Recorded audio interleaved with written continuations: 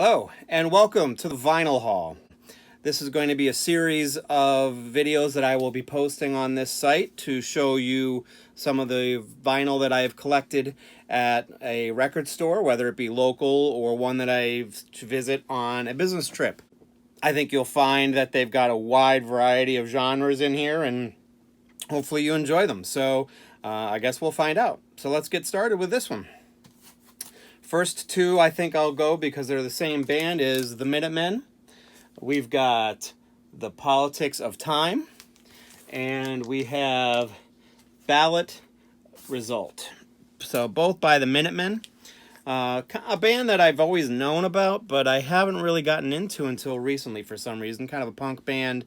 Mellowed out a little bit in their older age, if you will, but they were still made great music. And that's really when they got the most popular, I suppose. But I like their older stuff just as well. So kind of into that punk scene every once in a while. So this one's kind of closer to their later years stuff, but a little bit more off the wall, from a band called Butthole Surfers. And this one is Hairway to Steven, a band that I've been into probably since the late 80s, probably. And I just recently have started being able to collect a lot of their vinyl. Most of them are original pressings, but there's been some record store day versions of their music that have come out that I've purchased as well. This one is definitely an original and in great condition. I'm very excited to check it out. So switching gears now, we're going to go into jazz a little bit. Just to kind of give you a little bit of a background on what I tend to listen to, I listen to pretty much anything, but my main things that I listen to are jazz and, believe it or not, hard rock and heavy metal and just rock in general. But I listen to classical and opera and punk and all kinds of different stuff, even country music as well. So anyways, that being said, we'll start off with Wayne Shorter. This is an early, or mid 80s album called Atlantis.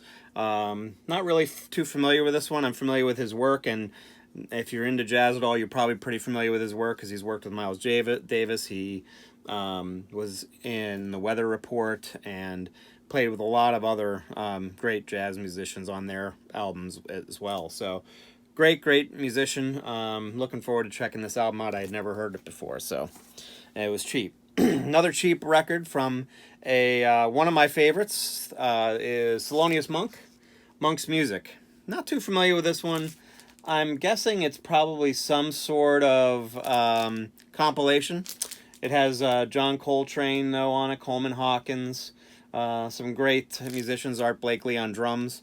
So I think it might be a good purchase. It was only $12, so even if it wasn't great, it'll be another one added to my Thelonious Monk collection. So switching gears now to kind of hard rock, heavy metal. They're kind of borderline on both of those, I'd say, as ACCDC. This is Fly on the Wall. I might have a copy of this, but this one was in such great condition, and it wasn't in that great, that expensive, I should say. And it also had the hype sticker on it. It still had the shrink wrap, so I couldn't turn it down. It has Shake Your Foundation and Sink the Pink, which are both pretty decent songs, and can't wait to give that one a spin. Switching gears again, we're going to go to rap now. Believe it or not, I do listen to rap. First one is Snoop Dogg, Drop It Like It's Hot. Really love this song. It's so fun. Features Pharrell and produced by the Neptunes, which Pharrell is one half of Neptunes. But I just really like the song and glad I could get it on a 12-inch on vinyl. So can't wait to check that out. And then really old school. Kind of give you a kind of a sense of where I am with rap. Still really like it. My most favorite part or years of rap are probably the 80s, maybe even going into early 90s a little bit. Once you started getting into the 2000s, there was definitely a lot less that I liked, but this is old school. We're talking 80s. Kool Moe Dee, and this is How You Like Me Now.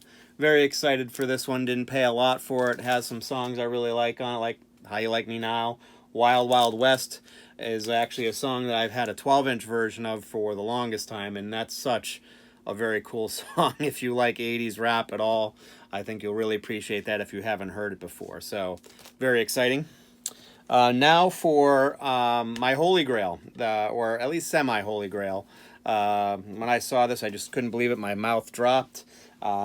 So it is the Rolling Stones Mobile Fidelity box set.